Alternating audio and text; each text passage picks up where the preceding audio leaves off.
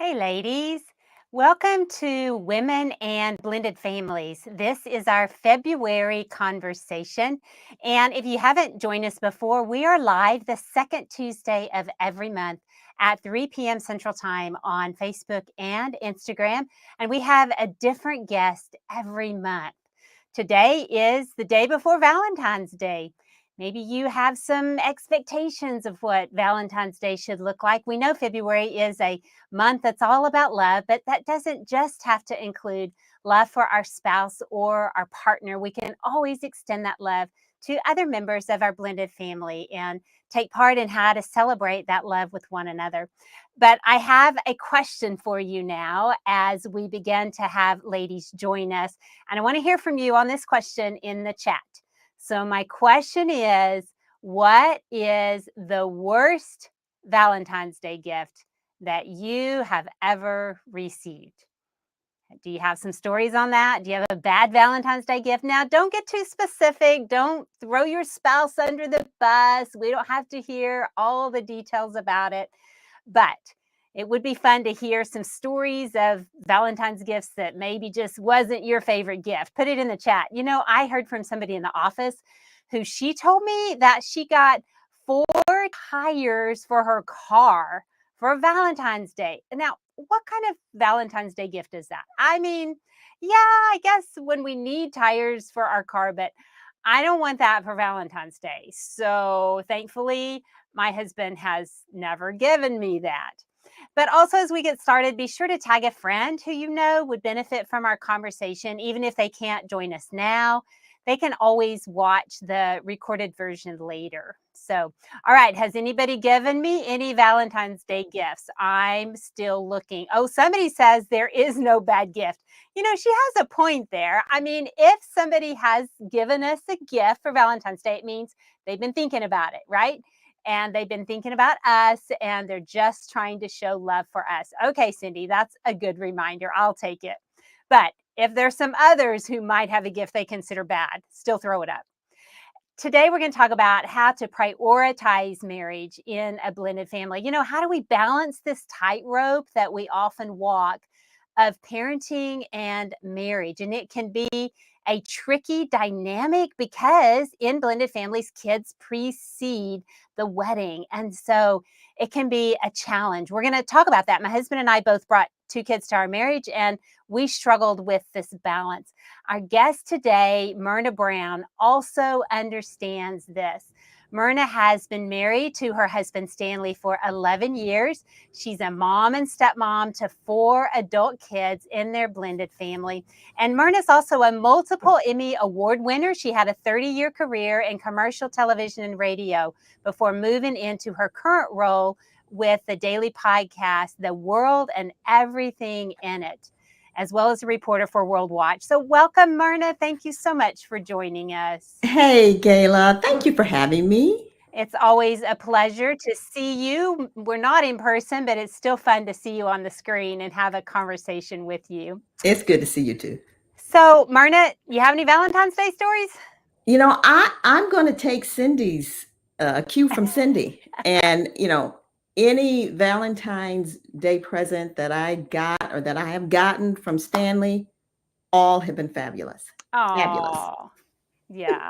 He's That's listening, by the way. so you have to say that, right? But this is truthful though. Okay, For real. I believe you. And you know what? I see those Emmys behind you, right? Looks like that's what we're seeing behind you. That's pretty cool. Oh, thank you. Thank the Lord. Uh, Myrna, tell me a little bit about your blended family. So I know that when you married, you and Stanley both brought kids in. So tell us a little bit about how y'all got started. Yeah. So we, as you said, brought two kids to our union.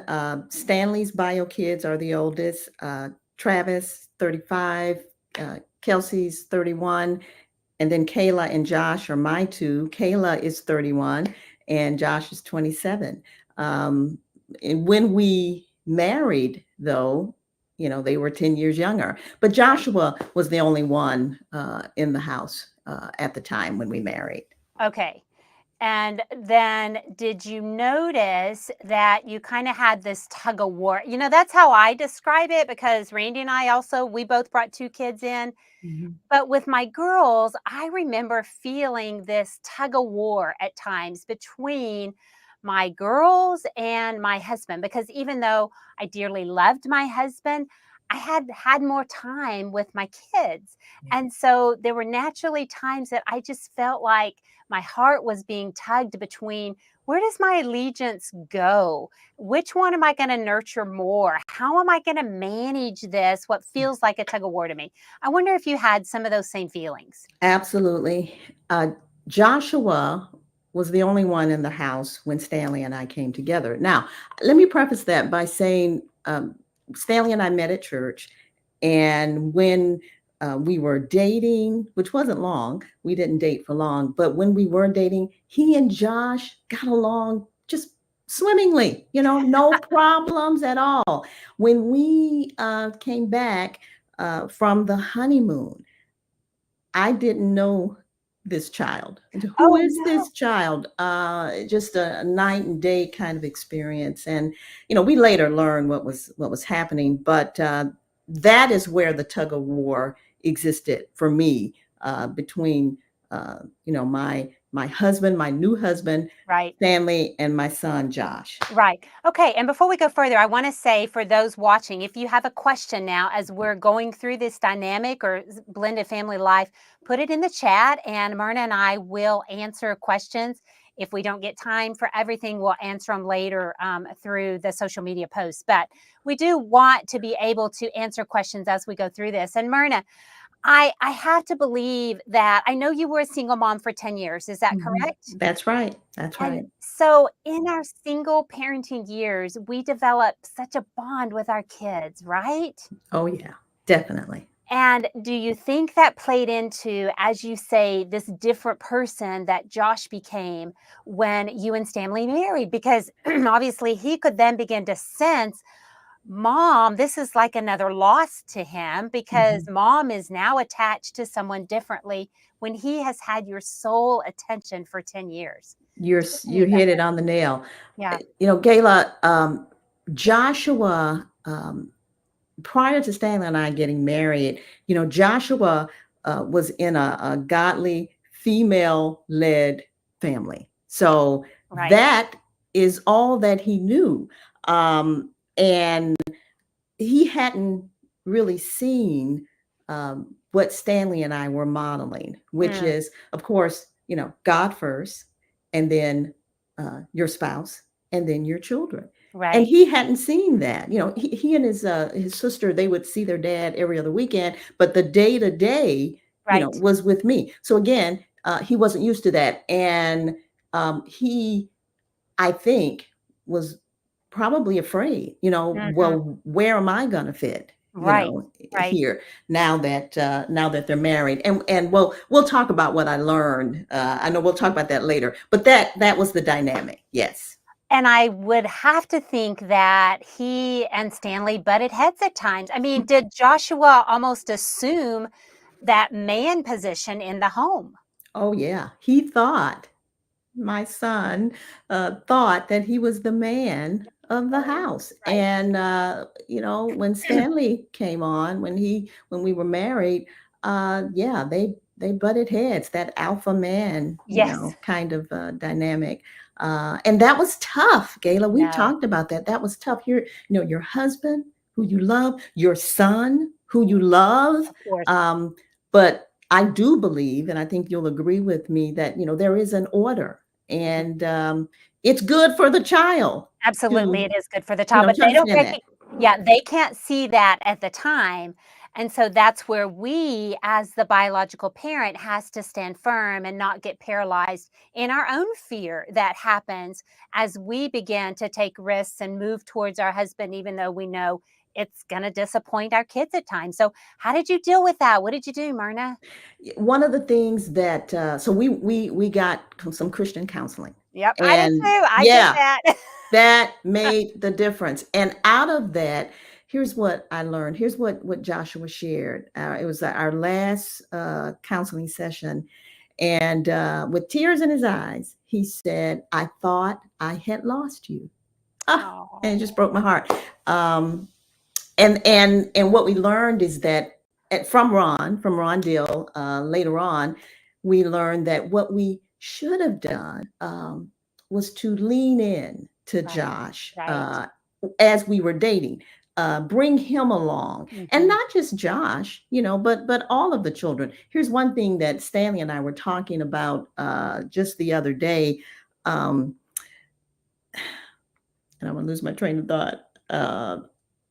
Okay, here we go. When Stanley and I were getting married, the wedding day, one of the things that we said to each other, we said we would love. You said, I said, Stanley, I'm going to love you. I'm going to love God more than you, and I'm Mm. going to love you more than anyone else. Okay, and so our kids were listening, Ah, and in retrospect, we said, okay, you know what? They should have heard that before our wedding day. mm. So that was another example of how we should have leaned in a bit more to not just Josh, because he was the only one in the house, but to all four Right. of them. And the reality is we all learn things as we go through this and we look back and think, "Man, I should have done this differently."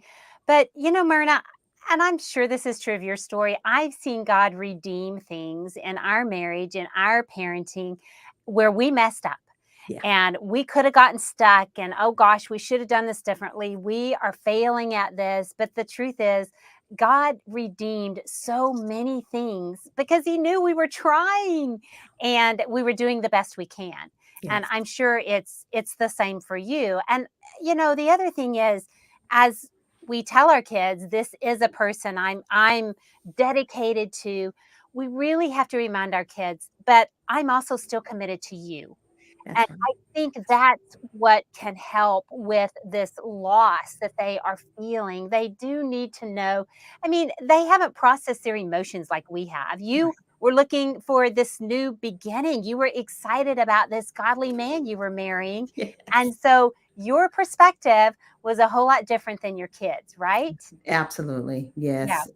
And I will tell you, at the 10 years, even before then, Stanley and Josh have a great relationship. As a Mm. matter of fact, Josh just got married last year, and guess who married them? And Stanley did, yeah, oh, and he also married Kayla, and our son-in-law. So I love that. you know Yeah.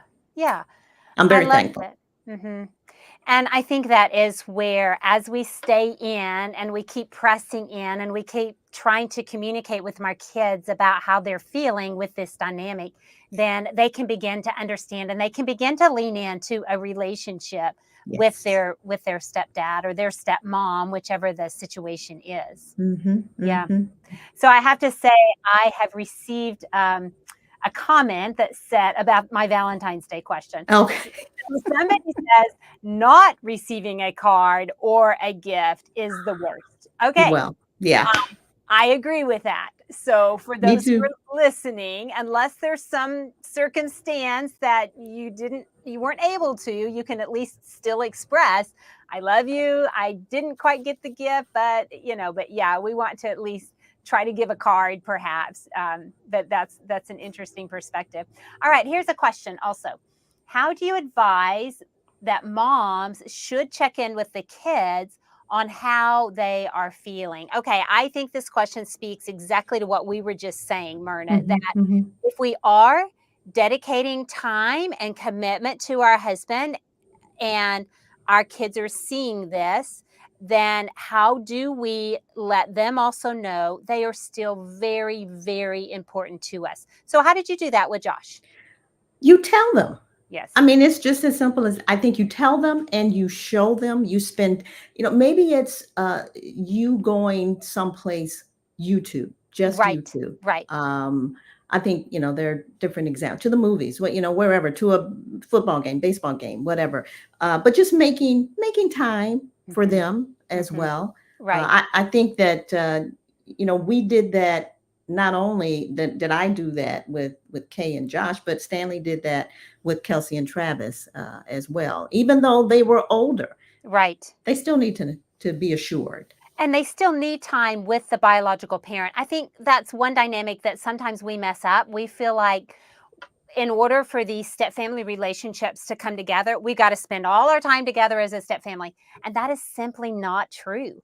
Our biological kids, they still need some one on one time with the biological parent. And Yes. so we need to dedicate that time and that energy to them because that will help them see I am still important to my parent, even though they have a new love in their life.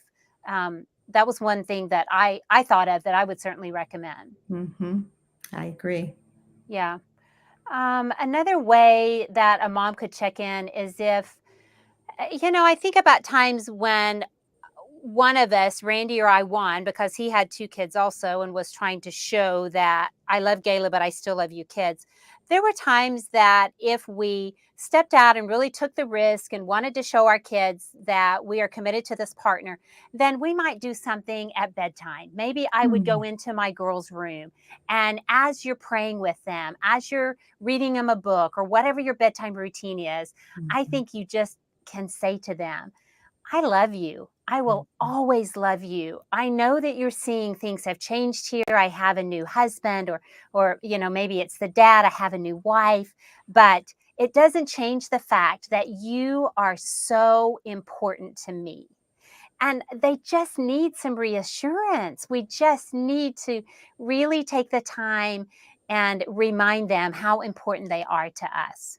And those words, I remember saying those words, similar words to Josh in that last counseling session when Mm, he, shared that he thought that he had lost me. Just going over there to him and looking into his eyes, giving him that eye contact, and saying, "No, no, I'm always going to be your mom, honey. You're never yes. going to lose me." Right. That, Yeah. that reassurance. It does. And it's in those early years, I think, that we need to remember those are the tender years for our kids.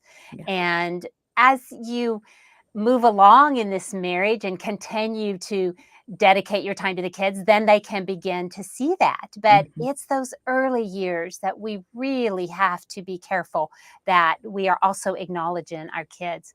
All right, so we got another question here, Myrna. Okay. This gal says, how do I prioritize the relationship with such a crazy schedule? I am pulled in so many ways already.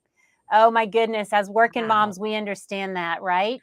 Yes, yes. So prioritizing the marriage. Yes. Mhm. Yeah, yeah. And Mhm. we've heard this word. It's probably overused.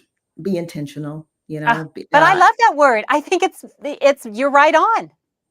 and so be intentional about what? I would say cultivating. I heard someone say this and I like it and I liked it. And so I'm going to repeat it to cultivate the joy in your marriage. Oh, okay. Because Mhm. joy is what fuels the marriage. It's not just the icing on the cake. It's what fuels the marriage, I think. And you have joy when you are with your spouse, that other person.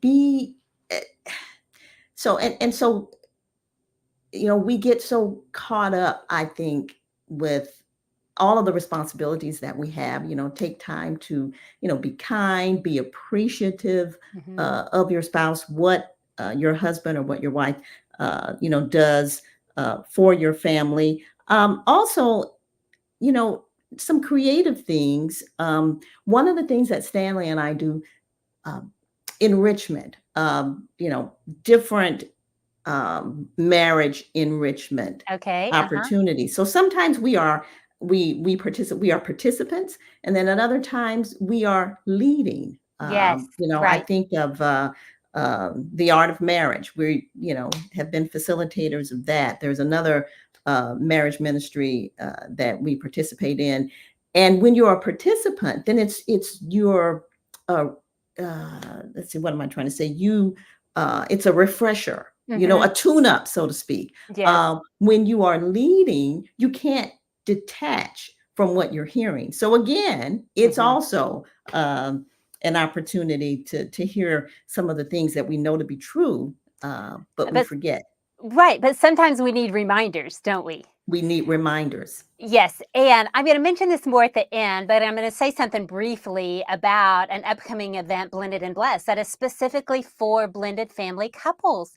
And it's a great way for a couple to come and hear some principles of how to nurture and grow their stepfamily relationships. And I'll share more about that, but that is a way that you could really prioritize your relationship. And the other thing I want to say is, it doesn't have to be something big and expensive and take a lot of, doesn't have to mean I'm dedicating a whole weekend. That's not what we're saying. Right. Sometimes it's just share a cup of coffee together Hmm. after your kids have gone to bed and talk about your dreams for the future. I think it's also the hope of what you have together as a married couple that keeps that relationship going at times when you feel torn apart by the schedules. I so remember those schedules. We had 4 or 5 kids in the home at a time, running them around, teaching them how to drive, all those things, running kids to sports. And we did have to be intentional to nurture the marriage. So I appreciate those who are wanting to understand, how do we do that? And it is creativity, I think, is some of it, Myrna. That was a word that you used that I Yeah. like also. And the other thing I want to say briefly about, if you go on date night and you say that's going to be part of how you're doing it, put boundaries around your time. So don't go on date night and talk about the things you're unhappy with in regards to an ex-spouse Right. or your stepchild, things that aren't being handled well. That's not going to nurture your marriage right Mm-mm. then. Mm-mm. Those discussions, yes, they need to happen, but we tried to guard our date nights with conversations that were going to help our marriage to flourish. Don't get into a fight on date night, No. And the the other thing I want to mention real quick is in preparing for date night. Maybe you don't have to go out and break the bank, break the Right. budget, and buy something all new. But maybe it's a different way you do your hair, or a little perfume that he likes, whatever it is. I tell you what, I know that I'm on the right track when. So my name, of course, is Myrna, but when Stanley calls me Myrnette, I know I'm on the right track. So Oh, there we go. really? I just shared that little secret. Don't tell him I said that.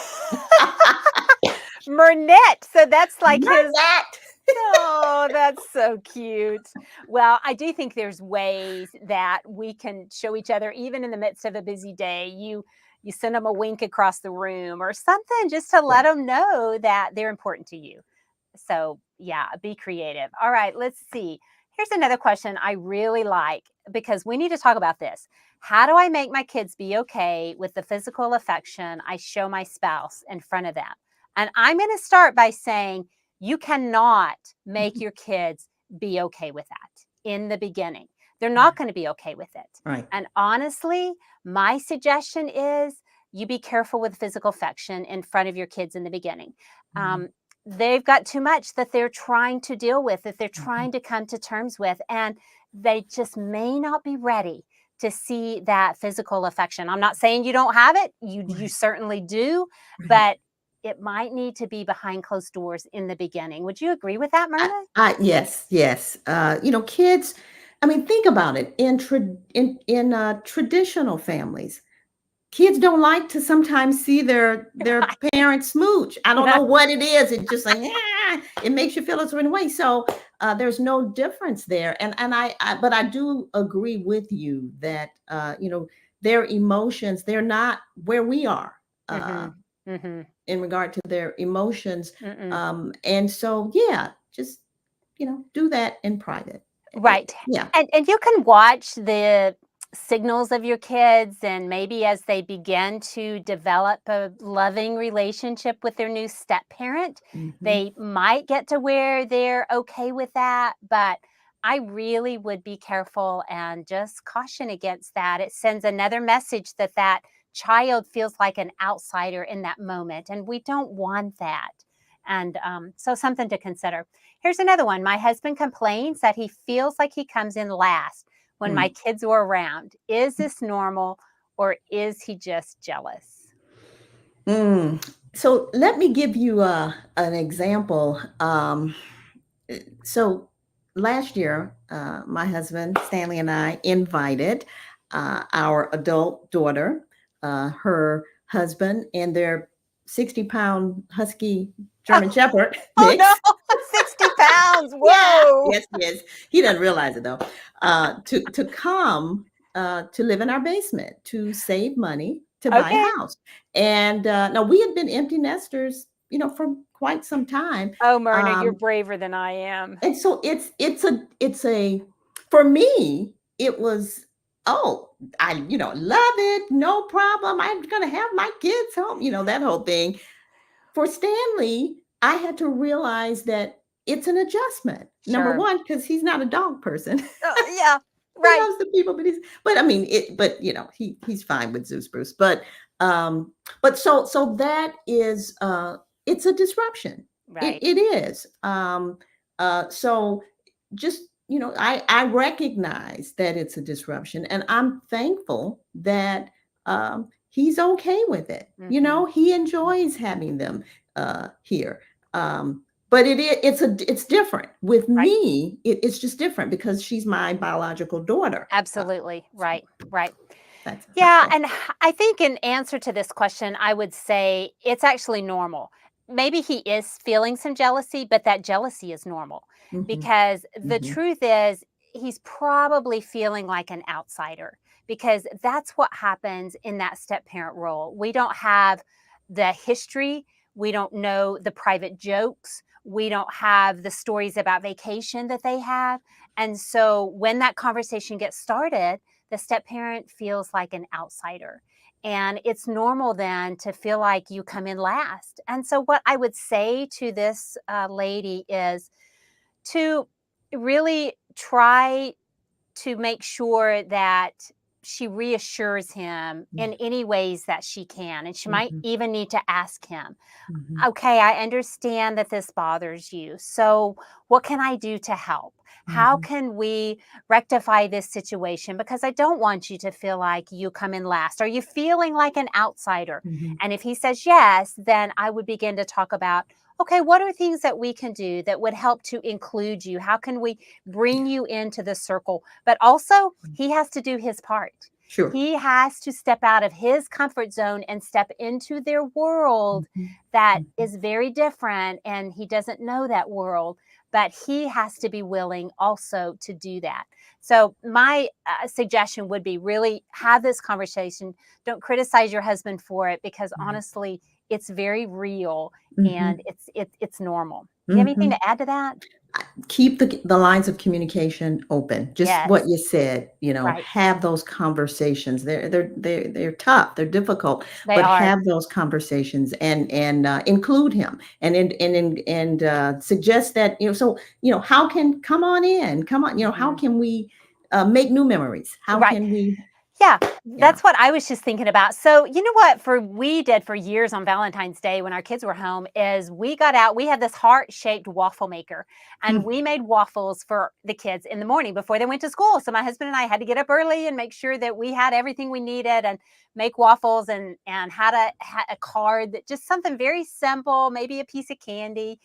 I even put a little red dye in it, which I don't want to hear your comments. I know red dye's bad. So, but it helped the waffles be pink. And that was just our way of showing the kids we Yeah. love you, we're invested in these relationships, but we did it together so that my husband began to form traditions with these kids. I began to form traditions with my stepkids Yeah. on Valentine's Day. So, Yeah. those traditions we talk about all the time at Christmas, it doesn't Hmm. have to just be Christmas. There's Hmm. other times of the year that we can begin to build some traditions in that will help a step parent begin to feel more like an insider and not an outsider. So, And not just special occasions, but when there is a reason to celebrate, maybe it's a new job or right. something. I remember our son-in-law got a new job, and Stanley's idea was to let's celebrate him. Let's go to a Oh, special lunch. So that's for um adult step kids, and that was his idea. And I right. made sure that Kayla and Ryan knew this was Stanley's idea. Yes. Yes. And those are things that we can do, kind of applaud the step parent, lift them up in Yes, front of the kids so yes. that they see how important the person is to us, but also they can begin to see attributes that maybe they haven't recognized. Mhm. Okay, here's a question about blended and blessed. I mentioned it briefly, but I'll go ahead and answer this. We have kids the weekend of the conference, thoughts on attending with the kids or watching with the kids if not in person. So, it is a live stream and a live event. My suggestion would be that you watch it at home without the kids if possible. Maybe when you do the live stream, you can do it at any time. So if you need to break it up and watch sections of it in different times, and because it allows you to have conversation around the things that are discussed. I don't know that I would try to bring those kids to the conference at all, but definitely something that you could do in the privacy of your home and do it in a way that you could have conversation without the kids there. So, okay. Also, Myrna, I think what we're saying is that it's not an either or relationship. As we talk about the marriage and the parenting dynamic, it's a both and. It's how we help everybody become insiders, really, how we Mhm. nurture all these relationships and don't choose one over the other. Mhm. Do you have anything Mhm. else to add to that subject? Um, and this is something that I feel strongly about, that I know that I have been guilty of doing, and it is trying to force the same relationships with my stepkids that I have with my biological Oh, kids. that's so good. I mean, it's nuts that I tried to do that and keeping my expectations in check. I want to give you a very, very quick example. Stanley and I were in the car just the other day, 8-hour drive, and his bio daughter Kelsey had sent him some photographs that were sent to her by a cousin when she and her brother were very young. And Stanley just happened to mention to me that I got some photographs. Kelsey sent me some photographs, and the old me would have said, "Well, why didn't she send them to me? I Yeah. mean, huh? Why didn't she send them to me? It's not the right question. It's not the right question." Uh, Murnette would have she would have just said, and she did, "Hey, can I see them?" That's the Oh, question. Can I see them? I mean, right. Mhm. keep the main thing the main thing. Let me see Yes. the pictures. Don't Yes. belabor. Don't spend 5 hours in the car. Well, why didn't she send them to me? I just, Right. that kind of thing. So, um, I really want to make sure that our ladies hear that. Yes. Oh, I'm so in agreement, and I'm glad you brought that up because I think that all of us do get into that as stepmoms. We try to be super stepmom, and if we don't have kids of our own, then sometimes that can even be harder because we might so desperately want a relationship with our stepkids that we scare them off and we try too hard and they're not ready for a relationship with us. Maybe they will be in time. I think it's likely that if you continue to pour into this relationship, they will in time Yeah. want to have a relationship with you. But we can scare our stepkids off and we can send them back to the corner and they'll just be like, I don't need a relationship with that Right. person. Yeah. Yeah. Let's not do that. No, no, but it's the same thing you're saying, even Yeah. with, we will always have different relationships with our biological kids than we do Right. with our stepkids. It doesn't mean that we love them differently. It Right. just means they are different relationships. And we need to recognize that and acknowledge that to ourselves, not necessarily to them, but just to Mhm. ourselves. Mhm. Understand why she sent those pictures to Stanley and not to both of you. And Yeah. sometimes it's okay. It's It okay. is. We It we is. Yes, exactly. All right, one more question here. How do you think things change when the blended family is due to a death and when the stepmom has helped raise the children since they were young children? Ask that one more time, please. How do you think things change when the blended family is due to a death? So the blended Mhm. family formed Mhm. after death. And Mhm. now the Mhm. stepmom has helped raise the children since they were young. So I think what she's asking is, do the relationships come together easier? Could there be different expectations when it is following a death as opposed to divorce? Mhm. So Stanley's the children's his bio children's mother died of they were young. Kelsey was maybe 13, Travis was 17. It was a brief unexpected illness, and so that was their experience. They can relate to that. I do think, and you tell me what you think about this. In some of the couples that we've interviewed, because we interview, couples, blended couples who come together and blend families. We've interviewed a number of them, and it seems to me that the age Mhm. of the child when this occurs, that makes a difference. I Do you agree. find that as Oh, well? absolutely. In fact, research even shows that. Yeah. So for younger kids, it is easier for them to bond with a step parent. Now, I will say that step family relationships aren't linear. So what I mean by that is you could bond in these early years with these younger kids because they desperately want to have a mom, Mhm.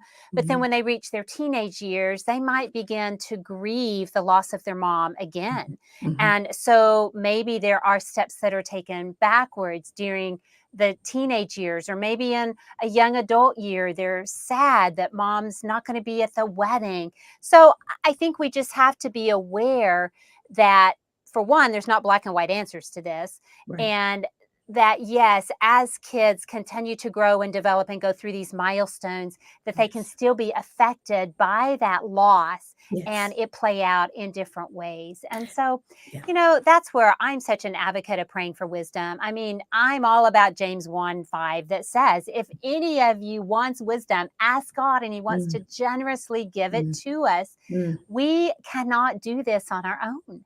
You're There, so right. there are too many things that come into play, and even if you try to go ask a neighbor or your mom or somebody who wants to help you, I think ultimately we need to go to God first. And Trust God. yes, and Yeah. ask Him for answers as you try to walk through these dynamics. So hopefully that was helpful. I do think it can be different when the kids are younger. But again, it doesn't mean that it's going to be easy. It doesn't mean that they're not going to go through some challenges as the child continues to grow and grow up. Yeah. Those milestones that you mentioned, graduating college. I've seen, when Kelsey graduated, that I know there was this place in her heart that she, yearned for her mother to be there to celebrate, that accomplishment.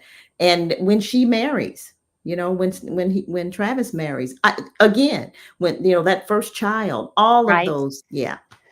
Yeah, I mean, loss is huge, and loss continues to play out in so many ways. And so, just to be aware of that, also, and not be caught off guard. So, as we wrap up, I want to conclude with this: we do want the marriage to be the foundation of the home. But we also need to understand the loss and the challenges that kids have been through. So we want to show empathy toward them, look behind misbehavior when it shows up, and get to the root of it, those feelings that are underneath, because kids do experience more loss and they're not able to process it, those emotions of loss and grief. And if you want more help on this subject, check out Family Life Blended podcast number 109. Ron Deal has a great conversation with Dr. Patricia Papernow, Becoming a Step Family, and who comes first, the kids or the marriage. Lots of great information.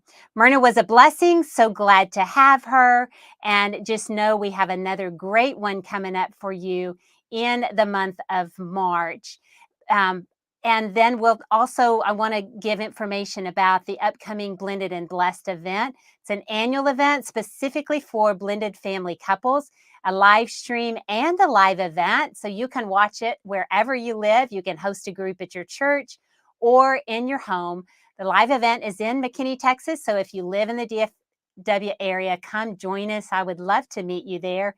Ron Deal and I will both be speaking at the event, and Myrna will be there also. So come in person if you can, or watch the live stream. Our theme this year is building unity in your step family. You can get all the information about that in the chat, or go to blendedandblessed.com.